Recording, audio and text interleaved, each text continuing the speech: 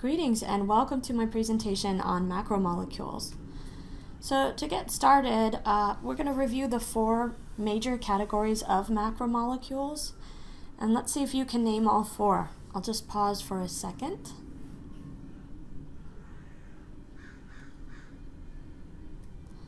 Alright, so let's see how you did. Hopefully you indicated carbohydrates, lipids, proteins, and nucleic acids, but if not, don't worry about it. That's why we're here. So first off, what is a macromolecule? Essentially, it's going to refer to a large molecule that's made from carbon compounds. It's comprised of something called monomers, which are going to be the small subunits or building blocks of the macromolecule, and polymers, which are the large units composed of multiple monomers. So the monomers are the small little bits that chain together or link together in order to form polymers. And the polymers themselves are the type of macromolecule within a category.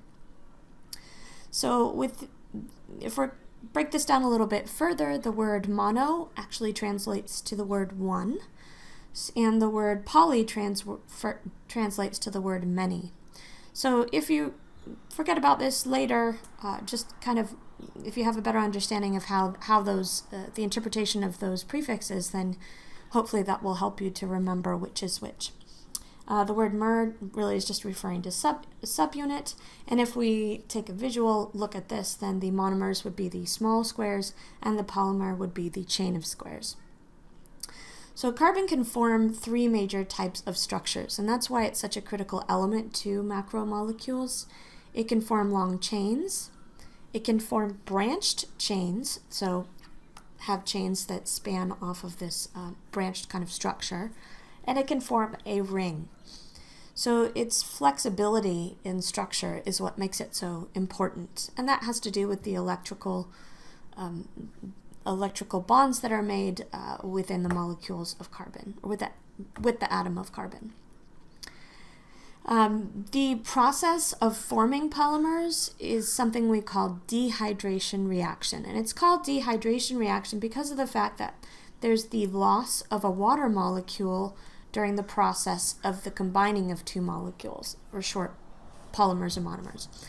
So you'll have a hydroxyl group that's attached to one chain or one small monomer or polymer, and then there's a hydrogen. And because of the attraction between those two, there's a reaction that forms between the monomer and the polymer that's growing in size, and a molecule of water is lost, and a connection is made via this chemical bond that links this unlinked monomer to the shorter polymer.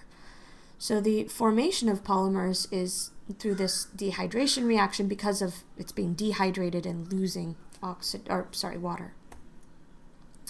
If we're breaking monomers apart, that's a process we call hydrolysis, and it requires an input of water. So it requires some elements to be incorporated into the process that in turn is used in order to break the bonds between the two molecules within the polymer. And we're going to go ahead and play this just to give you an example. So here in this dehydration synthesis, you can see that the hydroxide there is forming with the hydrogen to create water, and oxygen that's left over from the sugar molecule on the right is going to form two bonds, one with each of the chains. And in that process of hydrolysis, you have two monosaccharides that are formed because a bond is broken between those. So this is referring to a disaccharide, which is a two-sugar molecule. If we focus first on carbohydrates, and carbohydrates are going to be structures or macromolecules that are made of carbon, hydrogen, and oxygen. So these are the only elements that make up these structures. There's two different types. Actually, I shouldn't say that. There's more than two types. There's two kind of commonly found types. There's also something called disaccharides, which we just watched a little video about. But for your purposes, you should be familiar with monosaccharides and polysaccharides. Mono, again, means one, so it's a single sugar, and poly is going to be a multiple sugar, or the macromolecule structure. The structure itself is going to look a little bit like this. There's some variations on that as well. And the important element is that we have this carbonyl structure along one end of the molecule here that is going to define what type of sugar it is. And then you have these little hydroxyl structures that are going to allow the hydrogen bonds to form and for the chaining of those monomers into the polymer. And like I said, the structure or the location of the double bond of the carbon to an oxygen is what's really going to define it. And in fact, it's not necessarily the fact that there is this bonding to the end carbon here, the carbonyl group. It's not necessarily the fact that it has a double bond with oxygen that's defining the type of sugar, but it's more the location of this double bond. So here in glucose, in this molecule of glucose, which is a monosaccharide, the double bond between carbon and the oxygen occurs at the end, whereas in fructose, the double bond between the carbon or the carbonyl group between carbon and oxygen is going to be located just kind of forward of another kind of structure or standard structure of the macromolecule. So the location of this critical double bond is what's going to provide the identification of that monosaccharide. Isomers are going to refer to the similar or same molecular formula, but a different structural arrangement of a macromolecule or any kind of molecule. So for instance, and these should be they should be smaller, but I couldn't do it in this particular animation or this particular format here.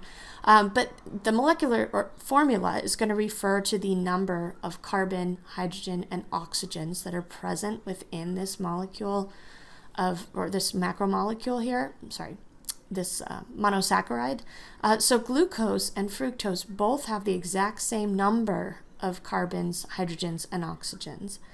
The little 3, 6, and 3 indicating just after the atom how many there are. However, the structural arrangement is the thing that differs between the two. So just something to be aware of with isomers. So we talked a little bit about the process of creating a disaccharide earlier. Do you all take a moment and see if you can recall what it is? Just a little pause here for thought. So what is the process that forms a disaccharide and eventually a polysaccharide? I didn't put it there, sorry. Hopefully you guys mentioned dehydration reaction because of the fact that we are gaining a bond between these two monosaccharides and losing a molecule of water. Okay, so in terms of function, there's going to be a short-term energy or quick energy that is an important function of carbohydrates. And just as an example, starch is the short-term energy in plants and glycogen is the short-term energy in animals. Also, carbohydrates are important for structural support, and we refer to this as cellulose in plants. So a couple examples of monosaccharides, typically they end, your tip-off is that they end in ose, so sucrose, glucose, fructose. And then again, just as an example of polysaccharides, we have starch and glycogen. And the structure of those polysaccharides is going to be quite similar in terms of the fact that it has a series of these different monomers or these carbon ring structures, little monosaccharides that are going to form them. So in this example of starch, which we have an example from potato here, starch is going to be the polysaccharide, which is going to be a long chain of these different glucose monomers stacked or linked to one another in order to form that polysaccharide structure. Glycogen, which again is that short-term energy storage in animals, is an example in the muscular tissue, and you can see the same kind of thing, those different chains of carbon rings connected by an oxygen. And finally, in the cellulose structure, polysaccharide structure in plants, Again, we find that there's this similar carbon chain occurring with the link via the oxygen molecule here, or sorry, atom. However, you'll find that in order to provide that function of structure, there's these weak hydrogen bonds that are occurring between chains of this cellulose. So carbohydrates are found in all sorts of different plant and food items, such as potatoes, rice, sugar, bread, and pasta. You've probably heard of carbo loading, right? Because of the fact that ultimately these are going to provide you with energy. Lipids are another category of macromolecules. And just to start off with, it's important to understand that there is a different kind of love or hate of water that occurs with different structures. We need to understand what the properties are between a hydrophilic and a hydrophobic molecule. A hydrophilic, this prefix hydro refers to the word water, philic refers to the word loving, whereas, again, hydro refers to water. However, the word phobic is going to refer to the word, or translate to the word fearing. So hydrophilic compounds are going to be ionic compounds, so they're going to have a slight electrical charge to them, or they're going to be compounds that have polar covalent bonds. So a good example is going to be salts and ions. And the reason why we call it water loving or hydrophilic is because of the fact that it loves to dissolve and break down and form bonds with water molecules. So just as our salt example here, because it's has a ionic kind of bond to it, those molecules can break apart and dissolve in water really easily because of the fact that they're also attracted to the water molecules. Hydrophobic molecules are going to be ones that have covalent bonds. They are going to be non-polar, so they don't have an electrical charge to them. And the ones that are very kind of stable and sturdy don't like to break apart. They're happy and copacetic with their bonds, with all their different atoms and molecules and whatnot. So a good example of a hydrophobic substance would be oil or fat. So lipids tend to have that characteristic to them. There's, I think, a couple, very few exceptions. No, I think for the most part, lipids are all hydrophobic. But they're going to be made of carbon, hydrogen, and some oxygen. So interesting how we have a similar composition of different atoms, but just the arrangement, again, and the bonds are going to be what really define the macromolecule. They're going to be nonpolar, which means they do not dissolve in water. They stay separate from water. And they're going to be composed of fatty acid chains that are attached to a glycerol. So if we take a look at this example, the structural example, you have these glycerol substances that are along the side of the lipid, and these fatty acid chains are going to be different carbon and oxygen bonds that are going to form long chains with each of the carbon-based structure, or carbon and oxygen-based structures, or structures along the left-hand side of this.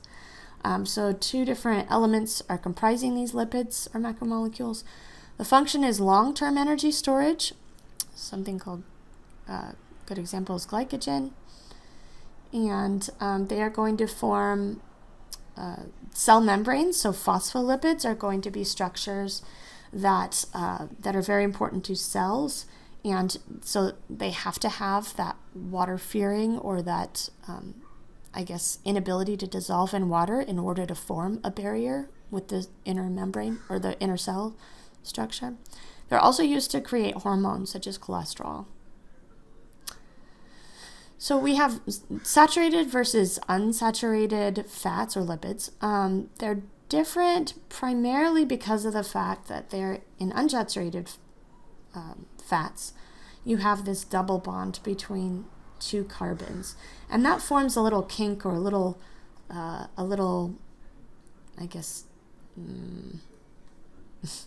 kink in the chain. But what it also does is it makes it really hard to break these different carbon bonds, because it's got this double bond happening, and it's a very strong bond. So breaking that bond is very challenging, which is why unsaturated fats tend to be harder for your body to break down than saturated fats. We find that these are like I said, found in the cell membrane, in wax, butter, oils, things along those lines. And in terms of the phospholipids that make up our cell membranes, they structurally are similar to fats, but they have 2 fatty acids instead of 3. So in this particular example, this phospholipid is going to be represented by this little structure here with the 2 fatty acid chains instead of the 3. And they're going to have 2 different hydrophobic tails that are going to be attached to a hydrophilic head. And that means that water can be attracted to the outside of the cell. However, it's going to be repelled from the interior of the cell, making it such that these double hydrophobic tails kind of stacked together there are going to make it complicated for substances to get in or out. And that's why we have something called protein channels and things like that, which you'll learn about in the next section. Proteins, moving on to that macromolecule, they are going to be structurally made of, again, carbon, hydrogen, oxygen, and nitrogen now we're throwing in there. They are a polymer of amino acid building blocks. There's about 20 or so common amino acids found in nature. They all have a slightly different structure. However, they are all comprised of the same components. So you are going to find that all amino acids will have something called an amino group, which is made of nitrogen and 2 hydrogens. There's a carboxyl group located on the other side of a central carbon, which also has a link or a bond with a hydrogen. And then you're going to find that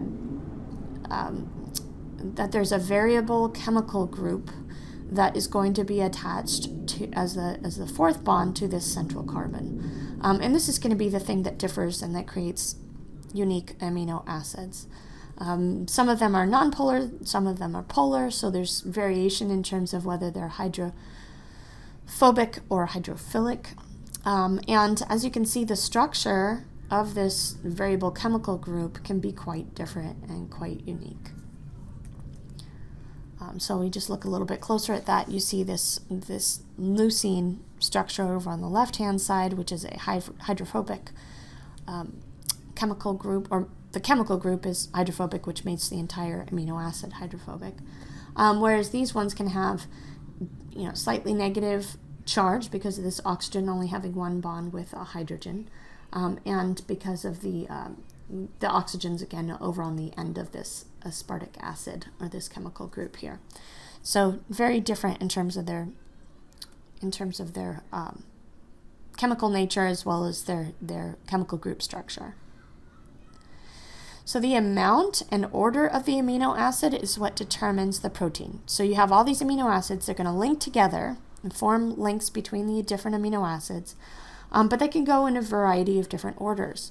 The interaction between the amino acids is what determines the shape, and the function depends on that shape. So one good example is going to be enzymes, and enzymes are unique because they can they'll have a little groove or a little spot where they attach to something in order to help a reaction happen faster. We'll learn about enzymes later. So this protein structure is going to be kind of always represented by this little blob of folded over kind of structures, and usually it has this kind of ribbon representation to it. And there's always going to be not always, but a lot of times there'll be a groove or a site where there's going to be indicated where a reaction happens or a substance will attach to the protein. So in this example, we have lysozyme. It's a globular shape and found in sweat and tears.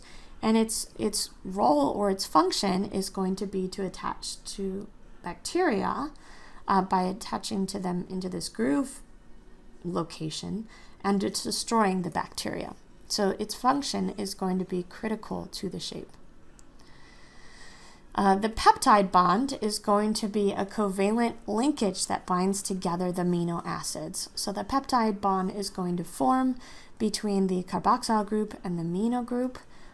Within these 2 little amino acids, it's not going to form a bond between the chemical groups. So it's important to note that those are just providing the kind of identification as well as the properties of the group, but the links between those amino acids, which is important for creating proteins, happens between the carboxyl and amino group. Again, that dehydration reaction is going to be what forms the bond between the two substances. As you can see, we've got an oxygen and a hydrogen molecule we can lose here, and a hydrogen we can lose in this amino group. So by losing that molecule water, you form a bond between the carbon and the nitrogen within the amino group. So when the incorrect amino acid is used to form a protein, the structure and the function of the protein is compromised. So it's really important that the order of those amino acids is retained when creating or producing these proteins through this process called protein synthesis, which we talk about later. As an example, with sickle cell anemia, the sickle cell occurs when the valine, I think I'm saying that right, the valine replaces a glutamic acid in the hemoglobin protein. So here we have this little val here is going to be replacing this GLU. So it's an incorrect amino acid, and because of that, the whole structure of the blood cell is kind of compromised. And it makes it more challenging for this blood cell to carry as much oxygen to the body. So it's really important what the order is of those amino groups. The function is going to be structural support, such as collagen, storage, so energy storage, transportation or storage of substances actually as well, like oxygen. Transport, so hemoglobin is going to be the protein in blood cells that carry oxygen throughout the body. Defense, such as antibodies and enzymes. So there's a lot of different functions that proteins provide. I don't want to say they're one of the most important macromolecule, but they certainly do have a very critical role in organisms. A couple examples are in terms of the variability of structure. We have collagen, those ones we just mentioned here. As you can see, their structure is quite diverse.